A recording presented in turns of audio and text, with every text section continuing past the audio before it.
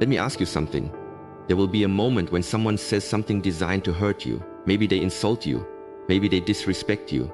Maybe someone you trusted suddenly turns cold. And for 1 second you will feel the fire rise inside you. The urge to answer, defend yourself, prove them wrong, or make them regret what they said will appear immediately. That 1 second is where your power is decided. Because the strongest person in the room is not always the loudest. Sometimes it is the person who feels the anger completely and still refuses to become controlled by it. Anyone can react. Anyone can shout. Anyone can send a message they will regret tomorrow. But real self-control begins when you can feel the emotion without allowing the emotion to choose your next move. Think about how strange that is. Someone can say 5 words to you, and suddenly they control your heartbeat, your mood, your concentration, and the next 3 hours of your life. They walk away, but their words remain inside your head. They return to their life, while you keep fighting an argument that is already over. If someone can disturb your peace simply by pressing the right emotional button, then they do not need to control your life. They only need to control your reaction. You may not control what enters your life, but you can train what happens next inside you. And this is where most people misunderstand emotional strength. They think mastering your reaction means becoming emotionless. It does not. A stone does not react because a stone cannot feel. You are not trying to become a stone. You are trying to become a person who can feel anger without becoming anger, feel fear without becoming fear, and feel disappointment without allowing disappointment to decide your identity. Because there is a space between what happens and what you do about it. That space may be only a few seconds, but inside those seconds lives your freedom. The insult arrives, the emotion rises, then comes the choice. Speak or pause, attack or observe, revenge or discipline. That tiny space is where a reactive person becomes a self-controlled person. And here is the part most people never realize. You do not lose control only in the moment you explode. You lose control much earlier, when you allow another person's behavior to decide what kind of person you will become. If someone is cruel and you become cruel, they have already changed you. If someone brings chaos and you carry it home, their chaos has entered your private world. The victory is not making them suffer. The victory is refusing to let their behavior rewrite your character. Imagine someone standing before you and trying to provoke you into making a reckless move. They do not necessarily need to defeat you directly. They only need to make you abandon your discipline. One impulsive step can create consequences that are much bigger than the original problem. Your life is not so different. Sometimes the person provoking you is not trying to win an argument. They are trying to make you abandon the person you said you wanted to become. So what happens when you stop reacting automatically? You become difficult to manipulate. You become difficult to provoke. You become harder to emotionally pressure. You begin seeing situations more clearly before responding to them. You stop giving every stranger access to your emotional state. You stop explaining yourself to people who have already decided what they want to believe. And slowly, something changes. Your peace stops depending on how carefully everyone else behaves. Life will keep testing you. People will still disappoint you. Someone will still misunderstand you. Someone will still try to provoke you. Things will still happen that you never asked for. The goal is not to build a life where nothing disturbs you. The goal is to build a mind that knows what to do when something does. And by the end of this journey, you may realize something uncomfortable. The real battle was never about controlling other people. It was about finally becoming the kind of person who does not need to. The first reaction is usually the least intelligent one. Not because you are weak, but because emotion arrives faster than reason. Someone insults you, your body tightens, your heart accelerates, your mind instantly starts preparing a defense. In that moment, you do not really want justice. You want release. You want to throw the pain back at whoever gave it to you. And that is exactly why the first few seconds matter more than you think. Imagine someone standing in the middle of a chaotic battlefield while everything around them is moving at once. People are shouting. Confusion is everywhere. Something unexpected has just happened, and every instinct says to move immediately. But reacting blindly can make the situation worse. The person who stays clear while everyone else becomes confused has a much better chance of making the right decision. Your life has smaller battlefields, but the principle is the same. A message you did not expect. A disrespectful comment. A partner saying something that touches an old wound. A colleague taking credit for your work, a stranger insulting you. The situation happens in seconds, but your mind can continue fighting it for hours. You replay the sentence. You imagine the perfect response. You create conversations that never happened. The other person may have already forgotten it, while you are still carrying the anger they created. This is why pausing is much deeper than simply telling yourself to calm down. It is about creating distance between what happens and what you decide to do next. Something happens. Your mind immediately produces a reaction. Then you have a choice. You can accept that first reaction and act from it, or you can pause and examine what you are feeling. That examination is where self-control begins. The first thought is not always your choice. The second thought can be. Think of a blacksmith holding a piece of burning metal. He does not strike it randomly simply because the metal is hot. He waits for the right moment, positions it carefully, and then strikes with purpose. Your emotions are similar. Anger contains energy. Fear contains information. Disappointment contains pain. But raw emotional energy without direction can damage the very thing you are trying to protect. You do not need to destroy your emotions. You need to learn how to hold them before you act. When emotional arousal becomes intense, your ability to think calmly and evaluate consequences can become weaker. Your attention becomes focused on immediate threat and immediate relief. That is why people send messages they later delete. They say things they cannot take back. They make decisions they regret. They walk away from relationships during moments that could have been handled differently. The emotion feels permanent because it is loud, but intensity is not the same thing as truth, so create a rule for yourself. Never make an important decision at the peak of an emotion. If you are furious, wait. If you are terrified, breathe. If you are deeply hurt, give yourself time before responding. You do not have to ignore the problem. You do not have to surrender your boundaries. You simply refuse to let a temporary emotional storm write a permanent sentence for your life. There is enormous strength in saying, I will respond later. Not because you are afraid to speak, but because you respect your future self enough to choose your words carefully. Anyone can react in the heat of the moment. It takes discipline to let the heat pass before deciding what deserves to be said. A calm face means nothing if the mind behind it is still being controlled by every external event. Real control means building an inner structure strong enough to withstand pressure. Picture a deep ocean during a storm. The surface can become violent, waves rise, wind screams, water crashes against everything around it. But far beneath the surface, the water can remain remarkably still. That is the kind of mind you are training. Life can become loud without forcing you to become loud. Someone can lose control without taking yours away. A situation can become chaotic without making chaos your identity. And here's the uncomfortable truth. Every time you react without thinking, you teach yourself that your emotions are in charge. Every time you pause, breathe, observe, and choose your response, you teach yourself something different. You teach yourself that you can feel deeply without acting blindly. You can be angry without becoming destructive.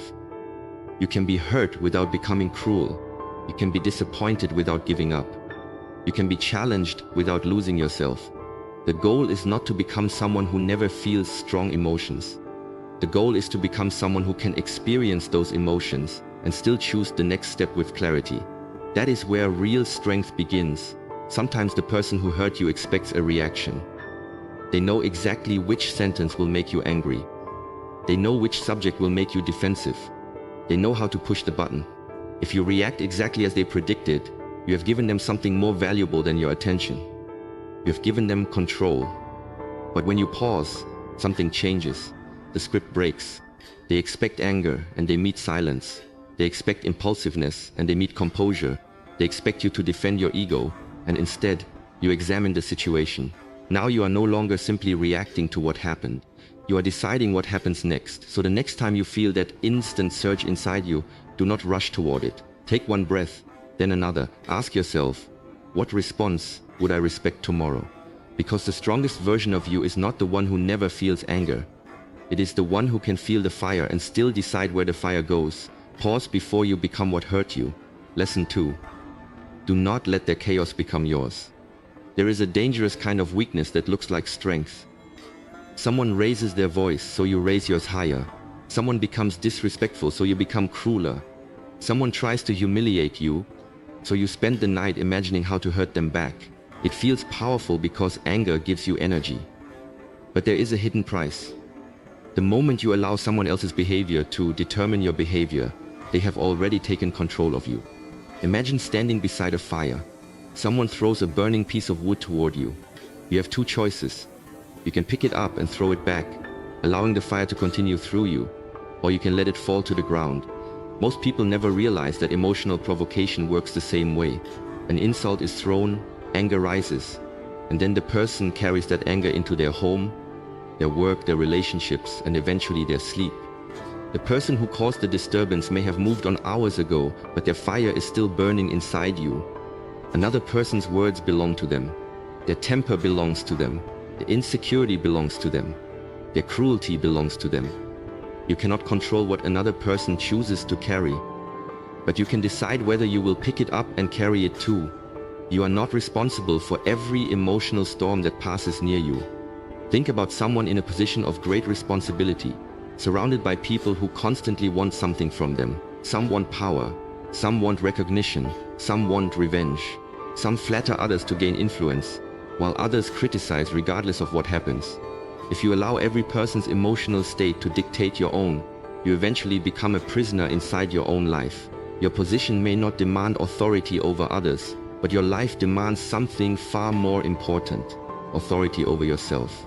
And that is where many people lose their freedom. They believe another person's anger requires an angry response. They believe disrespect requires immediate retaliation. They believe being misunderstood requires endless explanation. They believe someone else's bad mood must somehow become their bad mood. But why? Why should another person's lack of self-control become evidence of your lack of self-control? Someone else's anger does not require you to become angry. Someone else's disrespect does not require you to become disrespectful. Someone else's confusion does not require you to lose your clarity. You can recognize bad behavior without absorbing it. You can set a boundary without creating a war. You can walk away without feeling defeated. You can remain firm without becoming cruel. This is not weakness. This is control. When you stop carrying emotions that do not belong to you, you create more space for your own life. You can think more clearly. You can focus better. You can protect your relationships from unnecessary conflict. You can sleep without replaying conversations that should have ended hours ago. The goal is not to become indifferent to people. The goal is to stop allowing their emotional instability to become your emotional identity. Someone can bring chaos into a room without forcing you to become chaotic. Someone can speak with anger without forcing you to answer with anger. Someone can misunderstand you without forcing you to spend the entire day proving yourself. Their behavior is their responsibility. Your response is yours. And every time you choose your response instead of copying theirs, you take back a little more control over your life. Emotions are contagious. Human beings constantly read facial expressions, tone of voice, posture, and behavior, often without consciously realizing it. When someone enters a room furious, you can feel the atmosphere change before they explain anything. But emotional contagion does not mean you have no choice. Awareness creates distance. You can recognize the emotion without automatically absorbing it. You can witness the storm without becoming the storm. This is especially important with people who know exactly how to provoke you. They have learned your triggers. They know which subject makes you defensive.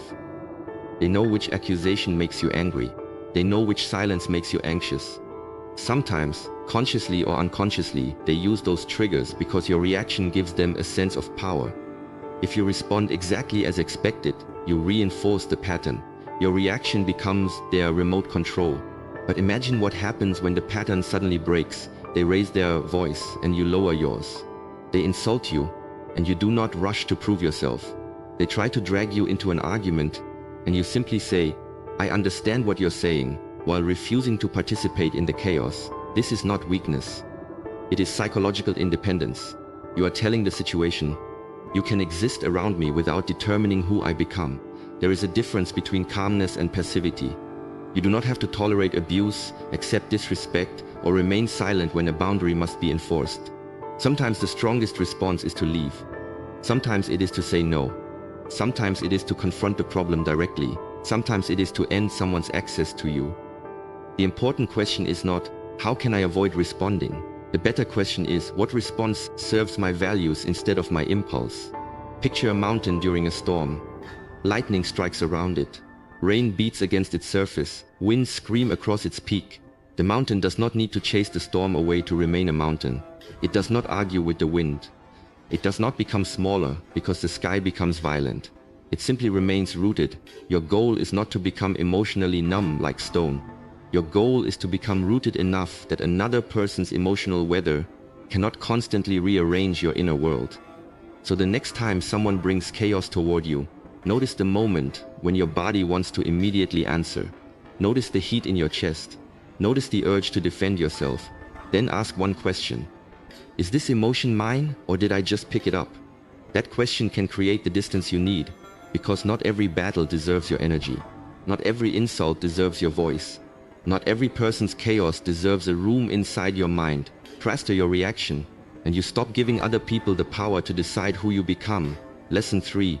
Separate what happened from what you assume. One of the most dangerous things about your mind is that it can turn a simple event into an entire story. Someone does not reply to your message, and suddenly you decide they do not respect you. Someone walks past you without saying hello, and your mind whispers that they dislike you. Someone gives you a short answer, and you spend the next hour wondering what you did wrong. The event lasted 5 seconds. Your interpretation can last 5 hours. This is where mastering your reaction becomes much deeper than simply staying calm. You have to learn the difference between what actually happened and what your mind added afterward. Something happens in front of you, but that does not automatically mean your first interpretation is correct. You still have the responsibility to examine what you believe before giving it the power to control you. Imagine someone arriving at the gates of a city and saying, "The enemy is approaching." Panic spreads immediately. People become frightened. Everyone starts preparing for disaster. But a disciplined leader asks one question before making a major decision. What exactly do we know? Maybe the enemy is approaching. Maybe a small group was mistaken for an army. Maybe the information is incomplete. Maybe someone misunderstood what they saw. A wise leader does not make a major decision based entirely on an assumption. They wait for clearer information. Your mind needs the same discipline. Someone says, "We need to talk," and your imagination immediately creates 10 possible disasters. Someone does not invite you somewhere, and you conclude that nobody values you. You see someone succeeding, and your mind creates the story that you are falling behind. At that point, you are no longer reacting to reality. You are reacting to a movie your mind created about reality. Our minds constantly interpret incomplete information.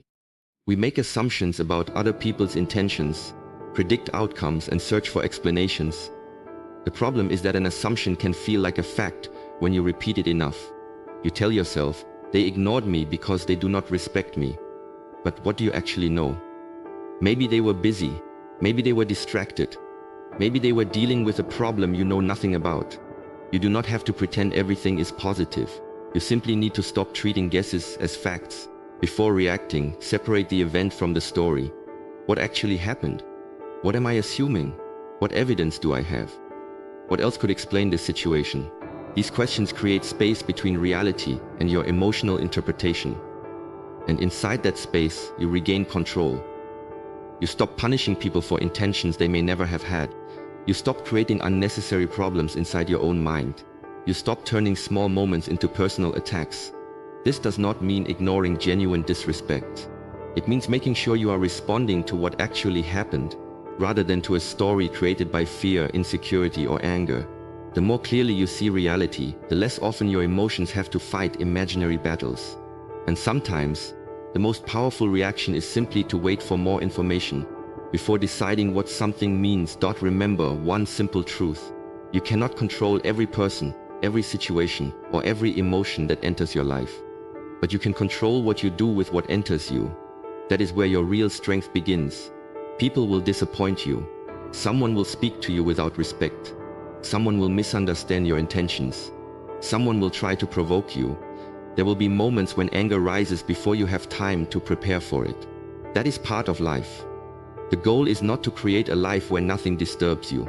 The goal is to become someone who knows how to respond when disturbance arrives. When anger rises, pause. Give yourself a moment before you speak. Remember that your first reaction is not always the reaction you will respect later. You do not have to answer immediately. Sometimes one breath can prevent one sentence that could create hours, days, or even years of unnecessary damage. When someone brings chaos toward you, do not automatically carry it with you. Their anger belongs to them. Their insecurity belongs to them. Their disrespect belongs to them. You can recognize what is happening without allowing it to become part of who you are. Their behavior is their responsibility. Your response is yours. And when something happens, be careful about the story your mind creates around it. Separate what actually happened from what you assume happened. Ask yourself, what do I really know? What am I assuming? What evidence do I have? What else could explain this situation? These simple questions can stop your mind from turning a small event into a personal battle. You do not need to become emotionless. You do not need to pretend that disrespect does not hurt. You do not need to accept everything in silence. You can speak when speaking is necessary. You can set boundaries. You can say no. You can walk away. You can confront a problem directly. The difference is that you make those choices consciously, instead of allowing anger to make them for you. So the next time someone tries to push your buttons, remember who you are trying to become. Do not let one moment of anger decide your character. Do not let someone else's chaos enter your home, your work, your relationships, and your sleep. Do not spend hours fighting conversations that are already over. Take a breath, pause, look at what actually happened, separate the facts from the story, then choose your response. Because real strength is not having the power to hurt someone and choosing to use it. Real strength is having every reason to react and still being able to choose your next move with clarity. You can feel the anger without becoming the anger. You can feel hurt without becoming cruel. You can feel fear without allowing fear to control your decisions. You can be challenged without losing yourself. And remember this, every time you pause instead of reacting, you are training yourself. Every time you refuse to carry someone else's chaos, you are protecting your peace. Every time you question an assumption before believing it, you are becoming clearer. Every time you choose your response, instead of copying someone else's behavior, you take back a little more control over your life. Life will not always become easier.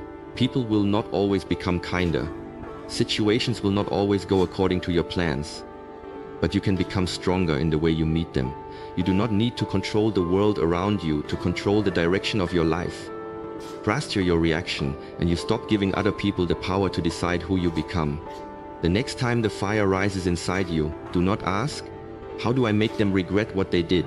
Ask yourself, what response will I respect tomorrow? Then choose that response.